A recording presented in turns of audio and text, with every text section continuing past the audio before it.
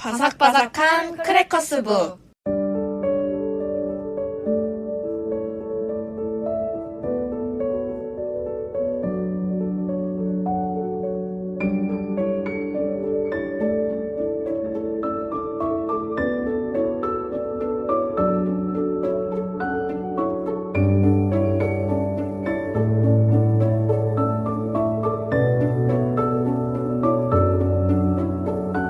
안녕하세요. 안녕하세요. 배지원 작가님 어떻게 지내셨어요? 이렇게 바로 본론으로 들어가자면 저는 새로 쓰고 싶은 소설 구상하느라 바쁜 나날을 보내고 있습니다. 정말요? 언제쯤 저희가 볼 수 있는 건가요? 예상으로는 한 4월에 연재를 이제 매일 하지 않을까 싶네요. 연재하시게 되면 꼭 또 한번 얘기해주세요. 네. 그럼요. 지연 작가님은 어떻게 지내셨나요? 저도 신간 준비로 지금 박차를 가하고 있는데 아마도 3월 말에서 4월 초에 신간이 나오지 않을까 생각하고 있습니다. 저희 둘 다 약간 바쁜 나날을 보내고 있잖아요. 뭐 수업도 하고. 열심히 둘 다 으쌰으쌰 해보는 걸로. 네. 그러면 이번 주제 지연 작가님이 읽어주실까요? 네. 오늘의 주제는 커넥트 BTS 편입니다. 네. 한 달 전에 맵 오브 더 소울 7 앨범으로 블랙스완과 타이틀곡 ON으로 컴백을 한 방탄소년단이 이번 달 초반까지 한국에서 활동을 굉장히 활발하게 했죠. 네네.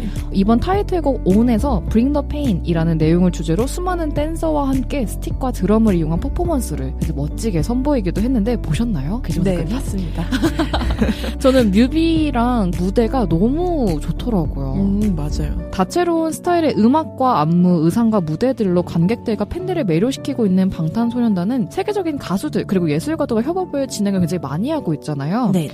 다양한 방면으로 자신들의 철학을 뻗어내고 있는 팀이기도 한데 이번 맵 오브 더 소울 7에서도 캘리포니아 소재의 마칭 밴드 블루데빌스와 디오니소스 안무가로도 유명했던 19살의 댄서 시에나 라라우가 이끄는 더 랩이라는 크루와 함께 아주 멋진 콜라보를 이루기도 했더라고요. 네, 그 뮤직 비디오를 안 보신 분을 위해 설명을 하자면 약간 파란색 배경으로 한 LA에서 촬영을 했다고 들었어요. 마칭 밴드라는 게 미식축구 같은 거 보면 이렇게 북 같은 거 두드리는 맞아요. 그런 분들이 나와서 약간 용기를 북돋아 주잖아요. 네, 안무가 너무 멋지더라고요. 맞아요. 개인적으로는 디오니소스 하실 때도 약간 뮤지컬 같이 그런 거 연상하게 하는 무대라서 굉장히 특이하다라는 생각을 많이 했었는데 이번 ON에서도 역시나 멋진 무대를 보여주고 계셨습니다. 오늘의 주제이기도 한 커넥트 BTS는 지난 1월 14일 런던을 시작으로 부에노스아이레스, 베를린, 서울, 뉴욕까지 전 세계 5개국에서 22명의 현대미술 작가들이 석 달간 펼치는 글로벌 전시 프로젝트를 열었죠. 네네. 작가들과 큐레이터들이 다양성에 대한 긍정, 연결, 소통 등 BTS가 평소에 강조해왔던 철학과 메시지를 현대미술이라는 플랫폼으로 확장해서 선보이고 있었는데 굉장히 다양한 의견들도 많았고 실제로 관람을 먼저 하셨던 분들도 굉장히 재밌었다라는 이야기도 많이 해주셨는데 이게 온라인 사전 예약제로 입장을 했기 때문에 조금 제약이 있었지만 작품의 특성 때문에 어쩔 수 없었다는 아래에 설명이 써있더라고요. 맞아요. 서울 전시에서는 대표적으로 영국 출신의 작가 앤 베로니카 얀센스의 그린, 옐로우, 핑크 그리고 로즈라는 작품을 선보였고요. 안개가 가득한 공간에서 빛과 색채가 어우러진 독창적인 작품을 표현을 하기도 했습니다. 네네. 그리고 한국 출신의 강희연 작가는 BTS의 주요 안무에서 영감을 받아서 재해석한 영상을 공간 전체에 투사하는 프로젝션 매핑 작업을 선보이기도 했는데 방탄소년단 멤버들이 직접 서울 전시를 방문했던 거를 봤어요. 유튜브에 올라왔더라고요. 봤는데 눈앞에서 한 3걸음만 멀어져도 멤버가 보이지 않는 굉장히 신비로운 안개 작품이 너무 신기하더라고요. 네네. 이게 이제 동대문 플라자라고 하죠. DDP에서 원래 1월 28일부터 3월 20일까지 예정이었지만 현재 코로나19 확산 차단을 위해서 잠정적으로 중단된 상태고 합니다. 맞아요. 그래서 3월 21일 토요일부터 다시 재개를 한다고 얘기는 하고 있는데 아마 예매를 다시 하거나 아니면 페이지를 한번 확인을 해보셔야 될 것 같아요. 네. 저는 한국의 이대영 아트 디렉터님의 말을 가져왔는데 이번 커넥트 BTS의 총괄 기획을 맡으셨다고 하는데 우리는 글로벌화 되고 있지만 점점 주변과는 분리되고 있다라고 말하면서 이번 커넥트 BTS 프로젝트의 비전은 결속에 있다고 설명을 하셨는데요. 이번 프로젝트를 통해 현대 미술이 좀 더 대중에게 쉽게 다가갈 수 있는 계기가 될 수 있을 것 같다고 말씀을 하셨다고 합니다. 그리고 이번 프로젝트에서 유일하게 이제 방탄소년단과 협업 작품을 내신 한국인 작가분 강이연 님이 하신 말씀이 있는데 런던에서 다양한 팬들을 만나면서 그들이 왜 BTS를 좋아하는지에 대해서 직접 물어보고 영감을 얻은 후에 작업을 하셨다고 해요. 그런 다음에 이제 BTS의 춤이 되게 강점이라는 생각을 하신 것 같아서 BTS의 파워풀한 춤을 7명의 현대 무용수를 통해서 재해석한 작품이 이제 DDP에 유일하게 있다고 합니다. 팬들의 이야기를 또 왜 좋아하는지, 그들을 왜 좋아할 수밖에 없는지라는 이유를 듣고 나서 작업을 좀 했기 때문에 조금 더 팬들이나 아니면은 방탄소년단 멤버들한테도 이제 크게 와닿았을 것 같다는 생각이 드네요. 네네. 현대미술과 이런 대중문화의 콜라보라고 한다면 다양한 의견이 있을 수 있지만 저는 이런 현대미술과 대중문화의 콜라보에 대한 다양한 의견을 제가 기사를 통해서 많이 보았는데 빅히트 엔터테인먼트와 이제 그에 소속된 방탄소년단의 좀 더 지속적인 예술 행보를 볼 수 있다는 점에서 저는 되게 긍정적으로 생각하고 있습니다. 네. 그러면 저희가 오늘 커넥트 BTS 편에 맞춰서 소개를 드릴 책들을 2권을 선정을 해왔죠. 네네. 저부터 할까요? 네. 지은 작가님부터 그러면 알려주실까요? 네. 저는 이번 커넥트 BTS 전시 프로젝트를 보면서 BTS뿐만 아니라 다양한 기획을 진행하고 이끄는 주변의 많은 사람들한테 관심이 좀 많이 가더라고요. 네네. 그래서 제가 오늘 소개할 책은 하나의 책 출판사에서 나온 원민 작가님의 노는 게 아니라 기획하는 겁니다. 라는 책입니다. 저자는 전북 전주에서 태어나 2014년 문화기획사인 웃게를 설립하고 청년들을 대상으로 다양한 교육과 프로그램들을 기획 운영하고 있는 기획자신데요. 이 책에는 웃게라는 공간을 어떻게 만들게 되었는지, 그가 다양한 기획을 하면서 깨달은 것들과 나아갈 방향성들에 대한 이야기들을 담고 있었어요. 책의 30페이지를 보면은 저자가 이런 이야기를 해요. 한국의 청년들에게 필요한 것은 아무리 생각해도 외국어 점수 스펙이 아니었다. 가장 중요한 것은 본인이 직접 무엇을 하면서 살고 싶은지에 대한 고민이었다. 사회는 살아남는 기술만 연마하게 훈련할 뿐 스스로를 돌아보고 질문하는 과정을 시간 낭비라고 규정한다. 혼자 이것저것 시도하며 시행착오를 겪은 후 본인의 진로를 결정하는 것도 의미가 있지만 청년들이 자신의 고민을 타인과 공유하면서 스스로 돌아보는 시간도 필요하다는 생각이 들었다. 라는 부분이 있었어요. 네네. 개인적으로 저도 고등학교나 대학생일 때 생각해보면 정말 그랬던 것 같아요. 공부하는 게 제일 중요하다고 생각을 했었고, 나에 대한 생각이나 미래에 대한 생각들은 부모님들이 자주 그러셨잖아요. 나중에 대학 가서 하고 싶은 거 다 해. 맞아요. 또 이렇게 하셔서 그 말을 듣고 또 대학을 갔더니 이제 네가 알아서 해 라고 하시니까. 네가 알아서 하고 일단 취직부터 하자. 맞아요. 그래서 이 책을 보면서 미루게 되었던 마음들을 다시 돌아볼 수 있는 책이기도 했습니다.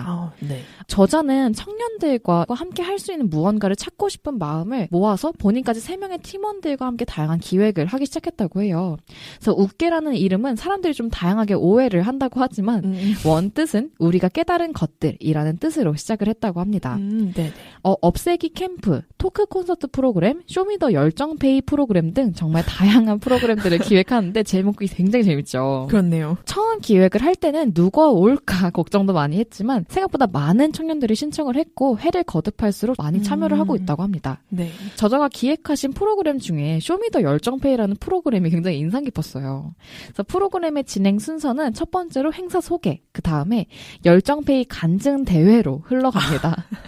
웹소설 작가들, 연극 배우, 텔레마케터가 본인들의 경험들을 소개하는 시간을 갖는데 저희가 생각했던 것보다 상상 이상의 열정페이에 대한 이야기를 했다고 해요. 네. 그 다음에는 관객 투표를 통한 최고 열정페이 시상식을 열었다고 하는데 아이고. 이 당시에는 연극 배우가 1등으로 뽑혔다고 하네요. 네. 그래서 협찬을 받으셨던 마사지 쿠폰도 같이 선물을 받으셨다는 일화가 있었는데 네. 이후에는 한옥마을, 수어통역센터 등과 협업을 통해서 많은 청년들과 전주를 넘어서 다양한 도시와 소통을 하는 것들을 보면서 우리가 기획을 하고 있는 것 자체 그리고 개개인적으로 기획을 하는 것들이 왜 필요한지 그러한 것들로서 퍼져나갈 수 있는 영향력들은 무엇인지 한 번 더 생각을 해볼 수 있는 책이라고 생각을 해서 이번 주제에 맞춰서 추천을 드리고 싶었습니다. 그러면 작가님이 제목을 그렇게 지으신 게 나는 노는 게 아니라 지금 기획을 하고 있는 거다라고 약간 선전포고처럼 느껴지는데요. 맞아요. 정말로요. 이거는 놀기만 하는 게 아니라 기획으로 인해서 더 나아갈 수 있는 많은 다양성을 포함하고 있다라는 뜻을 내포를 하신 것 같아요. 요즘에는 그런 게 필요한 것 같아요. 자기 PR 시대라는 말을 넘어서 나를 어떻게 사람들에게 소개하면 더 좋은 효과를 얻을 수 있을까라는 기획을 해야 된다는 생각이 가끔 들더라고요. 맞아요. 또 그런 것들을 같이 나누고 얘기하면서 조금 더 발전을 할 수 있는 거니까 네. 굉장히 좋은 기획이라는 생각이 좀 많이 듭니다. 그렇네요. 네, 그러면 다음으로 그이지마 작가님 책 소개 들어볼까요? 네, 저는 아시죠? 되게 뜬금포로 책 가져오는 거. 저는 사자와 소년이라는 동화책을 가져오게 됐는데요. 네네. 이 책을 제가 이제 인천에 사는데 집 근처에 서점 하나가 있어요. 네. 주로 저는 이제 소설이나 에세이 쪽을 많이 보는 편인데 그날따라 동화책이 많이 보고 싶더라고요. 요즘 동물에 빠져가지고. 그래서 보고 있는데 뭐랄까 어린이용을 위한 것 같지는 않다는 생각이 드는 동화책이 하나 있어서 네. 딱 들었다가 첫 페이지를 펼쳤는데 첫 페이지에 나오는 게 이제 사자와 어린 아이예요. 근데 아무리 보아도 사자는 너무 앙상하고 아이는 그 옆에 이제 누워있는 모습이 죽은 모습이다라고 시작을 하는 동화책이에요. 네. 제가 이거를 7살, 8살 때 봤다면 무척 충격을 먹었겠지만 저는 이제 20대이기 때문에 그래서 이 책 되게 흥미롭다. 무슨 얘기가 들어있을지 너무 궁금해서 그 자리에서 물론 다 읽을 수 있지만 저는 구매해서 집에서 읽은 편인데요. 네. 일단 책 소개를 먼저 하자면 김성진 작가님이 쓰시고 이수연 작가님이 그림을 그린 스콜라 출판의 책인데요. 네. 책에 대한 전반적인 얘기를 하자면 김성진 작가님이 예전에 우리나라가 창경원이었던 그 일제강점기 때에 기사를 접하셨다고 해요. 네. 전쟁이 일어난 그런 동물원의 일화를 접하고 나서 이 이야기를 창작하게 되었는데 저는 읽자마자 그런 부분이 나오거든요. 어느 나라의 궁이 동물원으로 바뀌게 되었다. 저는 이제 보자마자 우리나라 얘기구나 싶었는데 네. 그래도 책 속에서는 어느 궁궐이라고 표기를 하고 그 나라의 소년이라는 게 나라를 특정 짓지 않고 어느 나라에서든 일어날 수 있는 일이라는 전제하에 이야기를 이어간 게 되게 흥미로웠는데 네네. 이야기는 되게 슬퍼요. 그렇게 동물원으로 변해버린 궁궐 안에서 어떤 소년이 아버지와 함께 동물들을 케어하고 있는데 갑자기 전쟁이 난 거죠. 네. 그래서 전쟁이 나서 다들 피난을 가는데 아버지만 남아서 동물들을 이제 길러주고 있었는데 어느 날부터 아버지가 안 돌아오시는 거예요. 그래서 소년이 어쩔 수 없이 이제 풀을 뜯어먹는 동물들한테는 문을 열어줘서 식물을 뜯어먹게 하는데 사자만 먹을 게 없는 거예요. 육식동물이잖아요. 네네. 그래서 처음에 시작하는 장면을 보셨다시피 결말은 아이가 자신을 희생한 모습을 보여줘요. 사자를 살리려고. 하지만 그 사자도 결국 앞에 소년을 놔두고 자기도 굶어 죽는 그런 얘기인 건데 일단 저는 보면서 울었고요. 너무 슬펐어요. 네. 그리고 물론 책에서는 어느 궁궐, 어느 나라의 이야기라고 했지만 저는 그때에 관련된 책을 워낙 많이 접했다 보니까 되게 생생하게 이야기가 전개되면서 되게 슬펐거든요. 하지만 그 첫 장면 시작이 계속 인상적이었던 게 비극적인 이야기가 펼쳐지겠지라고 했지만 결국 그 사자와 소년의 우정에 관한 이야기였던 거잖아요. 어떤 네. 전쟁과는 상관없이.